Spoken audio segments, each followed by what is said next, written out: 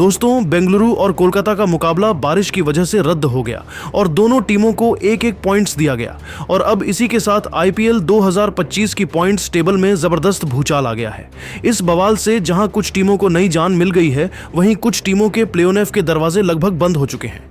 अब यह साफ दिखने लगा है कि 3 टीमों ने तो प्ले-ऑफ में अपनी सीट लगभग पक्की कर ली है, लेकिन 3 से 4 टीमें ऐसी हैं जिनका पत्ता लगभग साफ हो चुका है और बची हुई एक सीट के लिए अब 3 टीमों के बीच तगड़ा मुकाबला देखने को मिलेगा। कोलकाता और बेंगलुरु का मैच बारिश की वजह से रद्द होने के साथ ही प्ले-ऑफ की रेस अब सिर्फ दिलचस्प नहीं बल्कि सुपर थ्रिलर बन चुकी है। जैसे जैसे हम सीजन के एंड गेम की ओर बढ़ रहे हैं, हर मुकाबला न सिर्फ 2 टीमों के बीच होता है बल्कि उसका असर बाकी सभी टीमों पर भी पड़ता है। दोस्तों, भले ही कोलकाता नाइट राइडर्स और रॉयल चैलेंजर बेंगलुरु का मुकाबला बारिश की वजह से रद्द हो गया, लेकिन यह मैच रद्द होने के बावजूद बेंगलुरु की टीम की जबरदस्त जीत हो चुकी है और अब पॉइंट्स टेबल का समीकरण और भी रोमांचक हो चुका है। तो दोस्तों, क्या है पॉइंट्स टेबल का पूरा समीकरण? कौन सी टीम बाहर हो चुकी है? कौन सी टीम प्ले-ऑफ में जा चुकी है? आइए अब एक नजर डाल लेते हैं आईपीएल 2025 के पॉइंट्स टेबल पर। दोस्तों, पॉइंट्स टेबल में 10वें पायदान पर है चेन्नई सुपर किंग्स। इस सीजन में चेन्नई का प्रदर्शन बेहद निराशाजनक रहा है। टीम ने अब तक 12 मुकाबले खेले हैं, लेकिन उसमें से जीत सिर्फ 3 में ही मिली है, जबकि 9 बार उन्हें हार का सामना करना पड़ा है। सिर्फ 6 पॉइंट्स के साथ चेन्नई इस बार पॉइंट्स टेबल में सबसे नीचे है।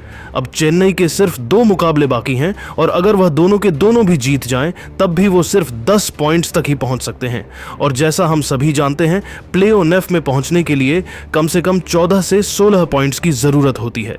यानी चेन्नई के लिए अब कोई रास्ता नहीं बचा है। वह पूरी तरह से प्ले-ऑफ की रेस से बाहर हो चुकी है। इस सीजन में यह चेन्नई के लिए अब तक का सबसे खराब प्रदर्शन साबित हो रहा है और आने वाले मैच अब सिर्फ प्रतिष्ठा के लिए होंगे। वहीं पॉइंट्स टेबल में 9वें स्थान पर राजस्थान की टीम आ चुकी है। राजस्थान रॉयल्स का हाल भी कुछ खास नहीं है।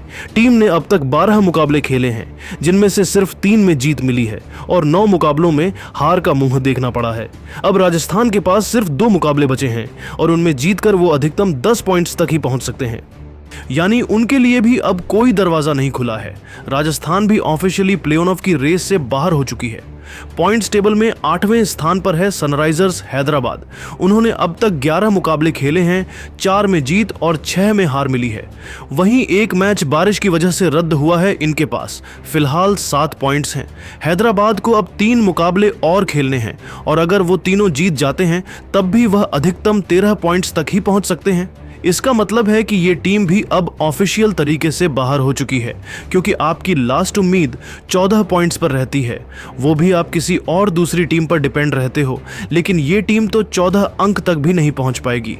इसका मतलब इस टीम का अब पता कट चुका है और यह टीम प्ले-ऑफ की रेस से एलिमिनेट हो चुकी है। 7वें स्थान पर है लखनऊ सुपर जायंट्स, जिन्होंने 11 मैच खेले हैं, 5 में जीत और 6 में हार मिली है। इनके पास 10 पॉइंट्स हैं। लखनऊ की स्थिति अभी मैथमेटिकली ऑन है, प्रैक्टिकली डिफिकल्ट जैसी हो गई है। अब उनके पास सिर्फ 3 मुकाबले बचे हैं।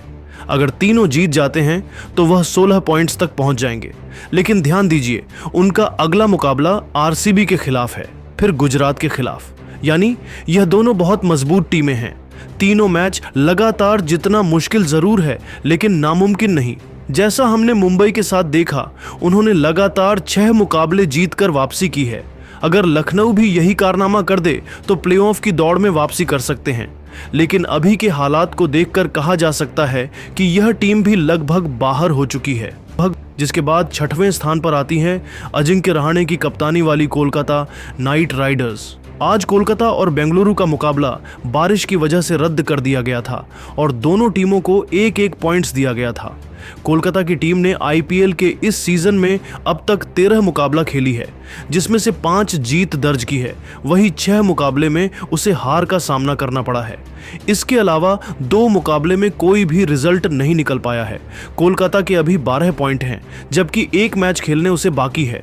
ऐसी स्थिति में अगर वह बचा हुआ मैच जीत जाती है, तब भी उसके 14 पॉइंट्स ही होंगे, जिसकी वजह से अब वह प्ले-ऑफ से बाहर हो चुकी है। वहीं 5वें स्थान पर है अक्षर पटेल की दिल्ली कैपिटल्स। दिल्ली ने अब तक 11 मुकाबले खेले हैं, जिनमें से 6 में जीत दर्ज की है, जबकि 4 में उन्हें हार का सामना करना पड़ा है। वही एक मैच बारिश की वजह से रद्द हो गया है। कुल 13 पॉइंट्स के साथ यह टीम 5वें स्थान पर मौजूद है। दिल्ली को अब भी 3 मुकाबले और खेलने हैं। इसका मतलब यह है कि उनके पास अधिकतम 19 पॉइंट्स तक पहुंचने का मौका है, लेकिन अगर वे केवल 2 मुकाबले भी जीतते हैं तो उनके 17 पॉइंट्स हो जाएंगे, जो प्ले-ऑफ की रेस के लिए पर्याप्त हो सकते हैं। लिहाजा दिल्ली के सामने अब भी रास्ता खुला हुआ है और हालात इनके पक्ष में भी लगते हैं। दिल्ली का अगला मुकाबला 18 मई को गुजरात के खिलाफ है और यह मैच दोनों ही टीमों के लिए प्ले-ऑफ की रेस को तय करने में निर्णायक साबित हो सकता है। दोस्तों, अब बात कर लेते हैं टॉप 4 टीमों की, जहां नंबर 4 पर आती है मुंबई इंडियंस की टीम। मुंबई इंडियंस का प्रदर्शन इस सीजन में स्थिर और मजबूत रहा है।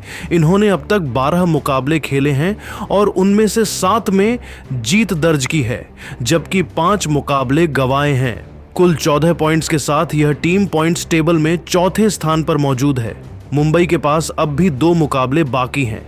ऐसे में सिर्फ एक जीत भी इन्हें प्ले-ऑफ में पहुंचाने के लिए काफी होगी।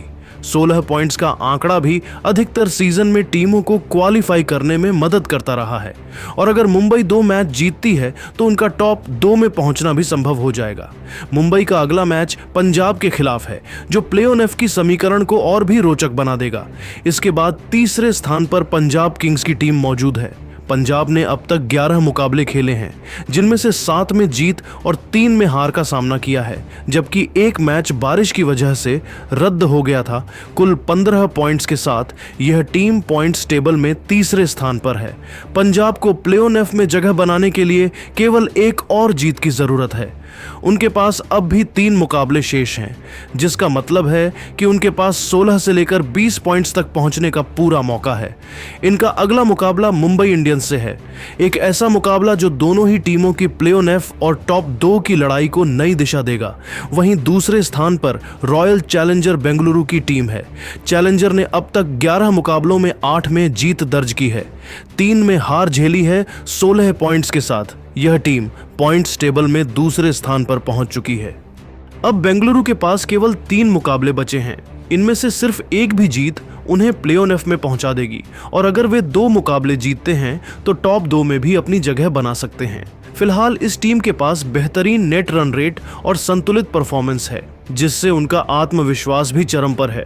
अब उनका फोकस टॉप 2 में फिनिश करने पर होगा। पहले स्थान पर आती है गुजरात टाइटंस। गुजरात इस वक्त सबसे मजबूत स्थिति में है। इन्होंने अब तक 11 मुकाबले खेले हैं, जिनमें से 8 में जीत दर्ज की है और 3 में हार मिली है। कुल 16 पॉइंट्स के साथ यह टीम पहले स्थान पर विराजमान है। इतिहास गवाह है कि 16 पॉइंट्स हासिल करने के बाद कोई भी टीम प्ले-ऑफ से बाहर नहीं हुई है। इसी आधार पर गुजरात IPL 2025 की पहली टीम बन चुकी है, जिसने प्ले-ऑफ के लिए क्वालिफाई कर लिया है। भले ही आधिकारिक मुहर लगना बाकी हो, अब इनके सामने लक्ष्य है टॉप 2 में जगह बनाना, जिससे उन्हें क्वालिफायर 1 खेलने का मौका मिले। यदि वे अपने बचे 3 मुकाबलों में से 2 भी जीत जाते हैं तो 20 पॉइंट्स के साथ नंबर 1 पर बने रह सकते हैं। अब निगाहें टिकी हैं दिल्ली और लखनऊ जैसी टीमों पर, जो अब भी अपनी किस्मत को खुद लिखने का हौसला रखती हैं। अगले कुछ दिन IPL 2025 की सबसे दिलचस्प रेस बन चुके हैं। प्ले-ऑफ की रेस के नजरिए से बाकी दोस्तों, आपके हिसाब से कौन सी 4 टीम प्ले-ऑफ के लिए क्वालिफाई करेगी? आप अपनी राय कमेंट में जरूर बताइएगा।